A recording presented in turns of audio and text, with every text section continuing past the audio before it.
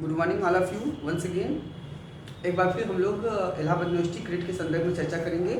Last time पे हमने syllabus discussion का जो प्रोसेस शुरू किया था उसमें हमने मिडिल एंड मॉडर्न हिस्ट्री के एक पार्ट की चर्चा किया था और आज उसके बाद हम लोग आज उसके आगे के सेगमेंट में चर्चा करेंगे कि इसमें सिलेबस में और क्या है और कौन से इम्पॉर्टेंट क्वेश्चन आपको बन सकते हैं और उस पर एक प्राइमा फेसी भी हम आपको बताते चलेंगे। ओके, तो आगे चलते हैं, स्टार्ट करते हैं। लास्ट टाइम पर हमने middle and modern Indian history में आपका कंसेप्ट, आइडिया एंड टर्म्स की चर्चा किया था। जो विभिन्न टर्मिनोलॉजी है, विभिन्न शब्दावलियाँ हैं, उनका इतिहास क्या है, उसमें क्या मिल सकता है। आगे अगला है India from 1206 AD to 1526 AD। मतलब है कि भारत 1206 से लेकर 1526 तक, मतलब है at the time of the beginning of middle India, specially establishment of Delhi सल्तनत, वहाँ से लेकर मुगल काल की शुरुआत तक आपका पहला है। इस सेगमेंट में कौन से क्वेश्चन हो सकते हैं? पहला है expansion and consolidation, the Ghoris Turks, Khilji Tughlaq, Sayyid and Lodi और विजयनगर और बहमनी साम्राज्य। ठीक, तो इसमें से एक तो देखिए गुलाम वंश है, खिलजी वंश है। तो गुलाम वंश से कोई क्वेश्चन बनने की संभावना नहीं है। हाँ, खिलजी वंश वेरी इंपॉर्टेंट है। इसलिए इंपॉर्टेंट है कि खिलजियों में एक क्वेश्चन आता है, अक्सर पूछा गया है, वह है अलाउद्दीन खिलजी की बाजार व्यवस्था। That is a very very important question. Alauddin Khilji ने एक सामान्य बाजार शुरू किया, एक सराय दल बाजार शुरू किया। सामान्य बाजार से संबंधित उन्होंने कितने अध्यादेश जारी किए। उन्होंने घोड़े, दासे, मवेशियों का बाजार जब शुरू किया तो उससे कितने अध्यादेश जारी किया। पहले से संबंधित उन्होंने 7 अध्यादेश जारी किया। उसके बाद सराय अदल संबंधित उन्होंने 5 अध्यादेश जारी किया। उसके बाद जो घोड़े, दासों, मवेशियों का बाजार था उससे संबंधित उन्होंने आपके 4 नियम जारी किए। बाजार व्यवस्था का सबसे ऑथेंटिक जो सोर्स है वो कहाँ मिलता है? वह ज़ियाउद्दीन बर्नी के ग्रंथ में मिलता है, जिसका नाम है तारीख फिरोजशाही। दूसरा ग्रंथ आपका है इनका वो अमीर खुसरो का ग्रंथ है, ठीक है, खजानुल फुतूह में मिलता है। और तीसरा सबसे महत्वपूर्ण ग्रंथ है सूफीज़म का है, खैरुल मजलिस। उसके बाद बर्नी इस पे जानकारी देते हैं, अमीर खुसरो जानकारी देते हैं, सूफी संत जानकारी देते हैं, आधुनिक इतिहासकारों में के.एस. लाल उसमें जानकारी देते हैं। ठीक है, तो बहुत सारे अन्य इतिहासकार हैं, इन सब के बारे में बताना है। इसका लाभ हान क्या है, सहनाए मंडी क्या है, बरीद क्या है, बरीद ममालिक क्या है, किससे परवाना नवीस क्या है, बाजार व्यवस्था कैसे संचालित होता था, सब कुछ इसमें आपको लिखना है। बहुत इंपॉर्टेंट क्वेश्चन है। दूसरा क्वेश्चन देखिए कहाँ से बन सकता है। इसके बाद आपका एक दूसरा क्वेश्चन है कि अलाउद्दीन खिलजी की आर्थिक नीति, ये भी कई बार पूछा गया है, अच्छा क्वेश्चन है। ठीक है, अलाउद्दीन खिलजी ने सल्तनत को सुदृढ़ करने के लिए क्या किया, ये सब।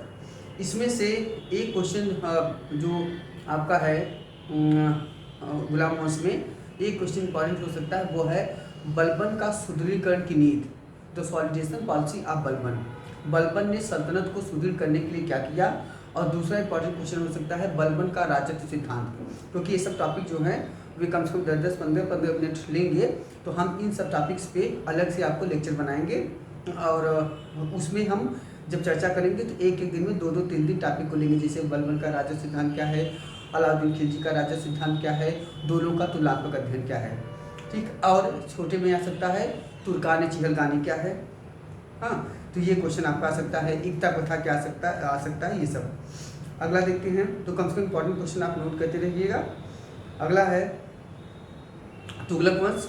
तुगलक वंश में सबसे इंपॉर्टेंट अगर कोई क्वेश्चन है तो वह क्वेश्चन आपका है मोहम्मद तुगलक की विभिन्न योजनाओं का उल्लेख कीजिए। और दूसरा क्वेश्चन है आपका कि फिरोज तुगलक के सुधार और फिरोज तुगलक सल्तनत काल का अकबर था, इस कथन की समीक्षा कीजिए।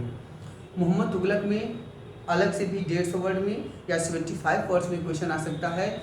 वह है कि दोआब में कर वृद्धि। दूसरा बहुत इंपॉर्टेंट क्वेश्चन है, दैट इज राजधानी परिवर्तन। और तीसरा क्वेश्चन आपका बनेगा यहाँ पे सांकेतिक मुद्रा का प्रचलन। ये 3 टॉपिक जो है महत्वपूर्ण है। इसमें पूछ सकता है सस्य चक्रण पद्धति क्या है, हाँ, सोनघर क्या है। जो उन्होंने तकादी देने के लिए एक व्यवस्था बनाई उसे कहते हैं सोनघर। और जो सस्य चक्रण पद्धति है कि दोआब के क्षेत्रों में जमीन को फिर से उर्वर बनाने के लिए उन्होंने एक क्रॉपिंग सिस्टम की शुरुआत, साइक्लिक क्रॉपिंग सिस्टम की शुरुआत की। उसे कहते हैं सस्य चक्रण पद्धति। सस्य माने फसल, चक्र मतलब होता है साइक्लिक सिस्टम, मतलब है कि अलग अलग फसल अलग अलग समय पर बोना। जैसे जहाँ गेहूँ है वहाँ जौ बो देना, ठीक है, जहाँ जौ है वहाँ गन्ना बो देना, जहाँ गन्ना था वहाँ ईख की खेती कर देना। तो जहाँ गन्ना है वहाँ पे फिर उसकी खजूर खेती, अंगूर खेती कर देना। तो मतलब अलग अलग खेती का वहाँ पे उल्लेख प्राप्त होता है, ठीक है। जिसे कहते हैं सस्य चक्र पद्धति, मोहम्मद तुगलक योजना है। इसमें भी हम चर्चा आगे डिटेल में करेंगे। और इसके बाद आपका विजयनगर साम्राज्य में क्वेश्चन आएगा, वह है न्यायांकन व्यवस्था क्या है और आयंगर व्यवस्था क्या है। आयकर व्यवस्था जो 12 व्यक्तियों का एक समूह होता था, ठीक है, जो ग्रामीण सेवक होते थे, जो अपने व्यवसाय के आधार पर गांव के काम करते थे, गांव में कुछ सेवा प्रदान करते थे, उन्हें कहते हैं आयंगर व्यवस्था। न्यायांकन व्यवस्था जो है यह क्या है, यह विजयनगर साम्राज्य की व्यवस्था है, जो व्यवस्था जिसके अंतर्गत प्रशासनिक अधिकारी और सैनिक अधिकारी और असैनिक अधिकारियों को वेतन के बदले एक भूक्षेत्र प्रदान होता था, उसे कहते थे अमरम। इस भूक्षेत्र का प्रयोग करने के कारण ये कहा जाता था अमर नायक, और इस पूरी व्यवस्था को कहते थे न्यायांकन व्यवस्था। न्यायांकन व्यवस्था के लाभ क्या हैं, हानि क्या है, न्यायांकन व्यवस्था का केंद्र से क्या संबंध था, क्या यह सामंतवादी ढांचा था। इसमें 2 प्रकार के अधिकारी रखे जाते थे, एक सेनापति होता था, दूसरा स्थानपति होता था। बाद में न्यायांकन व्यवस्था में उच्छृंखलता बहुत आ गई, तो अच्युत राय ने इन पे कंट्रोल करने के लिए एक विशेष कमिश्नरों की नियुक्ति किया। तो आपको यहाँ तक बताना है, इस पर भी हम डिटेल में एक एक पॉइंट पे चर्चा करेंगे। हम अभी कोशिश कर रहे हैं कि 2-3 दिन में से हम टाइम देंगे 8 बजे से, स्पेशली 8 PM से हम लाइव क्लास लेंगे, आधे घंटे 45 मिनट का। उसमें 4-4, 5-5 टॉपिक, इंपॉर्टेंट टॉपिक केवल हम डिस्कस करके आपको बता देंगे। चलिए अगला टॉपिक है विजयनगर समाज में ऑब्जेक्टिव पॉइंट ऑफ व्यू से याद रखिएगा कौन क्वेश्चन आएगा। विजयनगर में जितने विदेशी यात्री हैं उन विदेशी यात्रियों के बारे में आ सकता है, जैसे अब्दुल रज़ाक कौन है, कहाँ से आए, निकोलो कोंटी कहाँ से आए, लिक्तिन कहाँ से आए, ठीक है, सेविल कहाँ से आए, तो सीजर फेडरिक कब आए, कहाँ से आए, वो भी इंपॉर्टेंट क्वेश्चन है। इसके बहमनी में कुछ ऐसा कोई क्वेश्चन नहीं है। अगला है state and religion, concept of sovereignty में आ सकता है खिलाफत की अवधारणा क्या है, हमने चर्चा किया था। दूसरा है रिलीजियस मूवमेंट एंड सूफीज्म, सूफीवाद में आ सकता है क्वेश्चन, सूफीवाद की अवधारणा या सूफीवाद के प्रकाश डालिए। जैसे ऑब्जेक्टिव क्वेश्चन हो सकता है खानकाह क्या है, समा क्या है, विलायत क्या है, ये क्वेश्चन आ सकता है, ठीक है। अगला है आपका economic aspect, urban centres, industries, trade and commerce, land revenue system and, ठीक है, ये हो गया। And Mongol problem and its impact, Mongol समस्या। इतना इंपॉर्टेंट कोई क्वेश्चन नहीं लग रहा। हाँ, ये क्वेश्चन और है दिल्ली सल्तनत का एडमिनिस्ट्रेटिव सिस्टम, दिल्ली सल्तनत का प्रशासन, that is very important question again, क्योंकि प्रशासन मुगल का भी इंपॉर्टेंट है, आपका दिल्ली सल्तनत का भी है, क्योंकि प्रशासन से ऑब्जेक्टिव क्वेश्चन खूब बनेंगे और प्रशासन से डिस्क्रिप्टिव क्वेश्चन भी बन सकते हैं। अगला है आर्ट एंड आर्किटेक्चर, तो आर्ट एंड आर्किटेक्चर में दिल्ली सल्तनत का में बहुत कुछ ऐसा नहीं है, कभी आ सकता है कुतुब मीनार पे लेख लिखिए, अलाई दरवाज़ा क्या होता है, अलाई दरवाज़ा के बारे में बताइए 75 शब्द में, तो कुछ ऐसे बन सकते हैं कि ज़्यादातर संभावना नहीं है।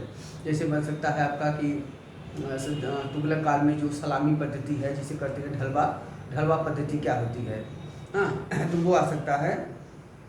उसके बाद आपका है सोर्सेज हैं, आर्कियोलॉजिकल है, पर्सियन है, नॉन पर्सियन है, फॉरेन ट्रेवलर्स अकाउंट है, तो यहाँ पे ये भी बहुत ज़्यादा इंपॉर्टेंट नहीं है। आगे चलते हैं, आगे आते हैं इंडिया फ्रॉम 1526 ऑनवर्ड्स, 1526 के बाद, मतलब है at the time of the enthronement of Mughal dynasty. तो पहला है आपका Mughal expansion and consolidation, Babur का कैसे बाबर ने समाज स्थापित किया, हुमायूं का, और अकबर, जहांगीर, शाहजहां और औरंगजेब तक है, ठीक है। तो इसमें आपका Mughal relation with the nobility and the Rajput, Mughal और राजपूत संबंध ये आ सकता है। मुगलों की दक्षिणी नीति, वेरी इंपॉर्टेंट क्वेश्चन, वो आ सकता है। उसके बाद आपका आ सकता है जो अगला क्वेश्चन यहाँ पे महत्वपूर्ण हो सकता है, वह है जहांगीर, वह है हुमायूं की असफलता का कारण, हुमायूं की असफलता का कारण। और उसके बाद है आपका अकबर के समय में जो कुछ क्वेश्चन बहुत अच्छे बनेंगे, उसमें पहला है अकबर की महजर, महजर व्यवस्था क्या है, उसमें 75 शब्द लिखिए। दूसरा इंपॉर्टेंट क्वेश्चन हो सकता है इबादत खाना क्या है, इबादत खाना के बारे में बताइए। और तीसरा इंपॉर्टेंट क्वेश्चन है दीन इलाही, दीन इलाही क्या है, दीन इलाही धर्म कब आया, दीन इलाही धर्म है कि पंथ है, क्या है कि विचारधारा है, इसके बारे में जानकारी कौन कौन देते हैं, दीन इलाही का उद्देश्य क्या था, विंसेंट स्मिथ का उसमें क्या क्या स्टेटमेंट है, कितना सही है गलत है, हेवल्स का क्या है, तो वो सब आपको इस पर बताना है। इन सब पे पॉइंट वाइज हम लोग चर्चा करेंगे। और अगला क्वेश्चन हो सकता है आपका यहाँ पे, अकबर एक राष्ट्रीय सम्राट था, इस कथन की समीक्षा कीजिए। हम आपको बता देंगे कौन कौन से पॉइंट आपको इस पर लिखना है। और इसके बाद आपका तो अगला क्वेश्चन है वह है डिक्लाइन ऑफ मुगल एम्पायर। ये बहुत इंपॉर्टेंट क्वेश्चन है। डिक्लाइन ऑफ मुगल एम्पायर में आपको आ सकता है कि मुगलों के पतन के प्रमुख कारण बताइए, मुगलों के पतन में जागीरदारी संकट की अवधारणा स्पष्ट कीजिए। जागीरदारी संकट बहुत इंपॉर्टेंट क्वेश्चन है, जिसके बारे में पहली बार जानकारी सतीश चंद्र ने दिया है। उनकी किताब का नाम है parties and politics at Mughal courts, ठीक है। और अन्य इतिहासकार ने क्या कहा, हाँ उन पर भी चर्चा करेंगे। तो बहुत सारे अलग अलग इस पे सिद्धांत आए हैं, उन पर हम लोग चर्चा करेंगे। अगला देखते हैं, मुगलों के पतन पे हम कुछ पॉइंट्स आपको लिखा देंगे। और अगला आपका है इसमें थोड़ा सा शाहजहाँ में आएंगे। शाहजहाँ का काल मुगल स्थापत्य का स्वर्ण युग था, इस कथन की समीक्षा कीजिए। दूसरा क्वेश्चन आ सकता है शाहजहाँ के अंतिम दौर में हुए उत्तराधिकार संघर्ष पर प्रकाश डालिए। उत्तराधिकार संघर्ष जिसमें 5 प्रमुख युद्ध हुए थे, जिनको आप याद कर सकते हैं। बदशाखदे मतलब होता है बहादुरगढ़ का युद्ध पहला, ठीक है। और दूसरा आपका है धर्मक का युद्ध, तीसरा है सामूगढ़ का युद्ध, चौथा है आपका खजुआ का युद्ध, पांचवा है आपका देवराई का युद्ध। इसमें किस युद्ध में किसने भाग लिया था, ये ऑब्जेक्टिव क्वेश्चन में भी आ सकता है और आपके डिस्क्रिप्टिव में तो आ ही सकता है। तो मतलब बहुत इंपॉर्टेंट क्वेश्चन ये भी आपका है। अगला है आपका औरंगजेब की धार्मिक नीति, ये भी इम्पोर्टेंट क्वेश्चन है आपका। और उसके बाद उसके बाद आ जाएंगे प्रशासन में। तो प्रशासन में जो है आपका प्रशासन में मुगल प्रशासन में इम्पोर्टेंट है, जिसमें खासकर भूराजस्व, मुगल भूराजस्व, चाहे अकबरकालीन चाहे मुगल को भूराजस्व, वो बहुत इंपॉर्टेंट क्वेश्चन है। जिसमें कितनी प्रकार की भूमियाँ थी, जैसे आपका था पोरस था, पर्टी था, चाचर था, बंजर था। भू राजस्व वसूली का तरीका क्या था, करकुत पद्धति क्या था, उसके बाद नक्शबंदी पद्धति क्या था, उसके गल्ला बख्शी पद्धति क्या था, इन सब पद्धतियों के बारे में आपको बताना है। जब्ती पद्धति क्या है, इन सब का बताना है। आपके आईने दहसाला क्या है, आईने दहबंदी क्या है। तो बहुत सारे जो स्टम्प्स हैं, कागज़ खाम क्या है, ये सब क्वेश्चन यूजीसी भी पूछ चुका है, यहाँ भी आ सकता है। अगला देखते हैं, तो प्रशासन बहुत इंपॉर्टेंट है। और प्रशासन के अंतर्गत एक बहुत महत्वपूर्ण क्वेश्चन है, वो आपके 4 स्वर्ण में भी आ सकता है। वह आपका है मनसबदारी व्यवस्था। मनसबदारी व्यवस्था क्या है, इसकी शुरुआत कैसे हुई, मनसबदार कितने प्रकार के होते हैं, मनसबदारी व्यवस्था के विभिन्न एस्पेक्ट क्या हैं, विभिन्न शासकों के समय में मनसबदारी व्यवस्था में क्या क्या परिवर्तन हुआ, कब दुअस्पा पद्धति आया, दुअस्पा सिंहस्पा पद्धति आया, कब उसमें चल के मसरूद पद्धति आई, कब चल के उसमें सिमाही और सिसमाही जागीर पद्धति आई, कब उसमें चल के इमास की पद्धति आई, कब उसमें पिलाने खुरान की पद्धति आई। तो अलग अलग जो पद्धतियां हैं, सिस्टम्स हैं, वे क्या हैं, किसने किसने लागू किया, इसका उत्तरोत्तर कैसे विकास हुआ, और मनसबदारी व्यवस्था जो है वो मुगलों के पतन में कहाँ तक सहायक हुई, उनके प्रशासनिक ढांचे में उसका लाभ हानि क्या हुआ। ये क्वेश्चन बहुत इंपॉर्टेंट है, इस पर हमने वीडियो भी बनाया है, आप देख सकते हैं। मनसबदारी व्यवस्था और जागीरदारी व्यवस्था और जागीरदारी संकट, ठीक है। जागीरदारी क्या है, मनसबदारी क्या है, जमींदारी क्या है, जागीरदारी संकट क्या है, ये अवधारणा किसने दिया, इन पर हमने काफ़ी बेहतरीन वीडियो बनाया है, आप वहाँ से भी देख सकते हैं। हम इस पर लेक्चर भी देंगे आपको।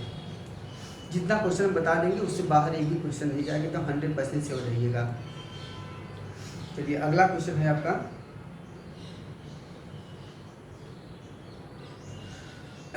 The Maratha movement. अच्छा हाँ, एक क्वेश्चन और, मुगल चित्रकला, बहुत इंपॉर्टेंट क्वेश्चन है। मुगल चित्रकला, मुगल चित्रकला का विकास कैसे हुआ? चित्रकला क्या है? मुगल चित्रकला में, मुगल चित्रकला, पहाड़ी चित्रकला, राजपूत चित्रकला का कैसे समन्वय हुआ? मुगल चित्रकला में इन सब चीज़ों से कैसे लिया गया? इस्लामिक विधान क्या था? आगे चल के यूरोपीय प्रभाव उसमें कितना आया? फिर विभिन्न शासकों के समय में कौन कौन से प्रमुख चित्रकार हुए और कौन कौन से प्रमुख चित्र उन्होंने बनाए, ये सब आपको मुगल चित्रकला में बताना है। ठीक, अगला है आपका the Maratha movement, the foundation of swaraj by Shivaji, its expansion and administration, confederacy and causes of decline.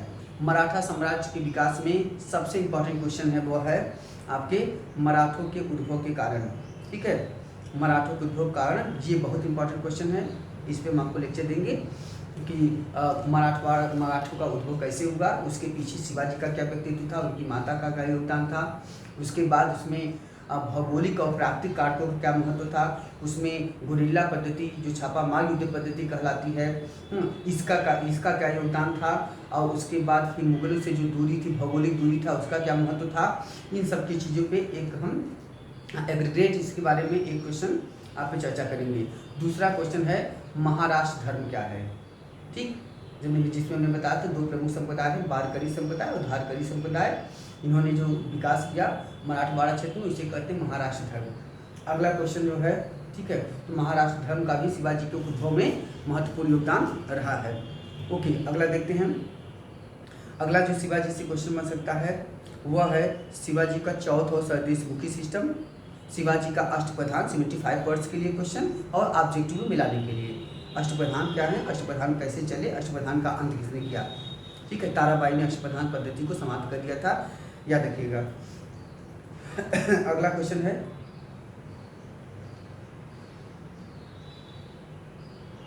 तो अब जैसे ऑब्जेक्टिव बन सकता है अलूटेदार क्या हैं, बलूटेदार क्या हैं, मराठवाड़ा में सेठे महाजन क्या हैं, बहुत सारे क्वेश्चन उनके लिए उनके बनते हैं।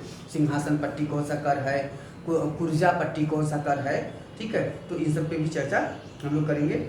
आगे देखते हैं। अगला आपका है एडमिनिस्ट्रेशन ऑफ शेरशाह का प्रशासन, मुगल एडमिनिस्ट्रेशन। तो इसमें शेरशाह तक एक क्वेश्चन इंपॉर्टेंट है। शेरशाह सूरी अकबर का अग्रगामी था, इस कथन की समीक्षा कीजिए, या शेरशाह सूरी के प्रमुख राजस्व सुधार। ठीक है, ये महत्वपूर्ण क्वेश्चन हो सकता है, प्रशासन सुधार या राजस्व सुधार, बस। अगला है socio economic and cultural life under the Mughals, अभी चर्चा पूरा कर चुके हैं। अगला है foundation of the British rule. ठीक है, foundation of the British rule. तो जो foundation of the British rule है उसमें हम लोग चर्चा करेंगे। उसमें आपका है rise of the European power, expansion and consolidation of the British rule. British साम्राज्य की स्थापना कैसे हुई, इसका विस्तार कैसे हुआ, इनका अलग अलग भारतीय शक्तियों से कैसा संबंध था, बंगाल से, अवध से, हैदराबाद से, मैसूर से, मराठा से। तो इसमें अगर क्वेश्चन आ सकता है तो वो आ सकता है आपके बंगाल से संबंध, क्योंकि बंगाल के संदर्भ में जो नवाबों से संबंध रहा वो महत्वपूर्ण रहा है।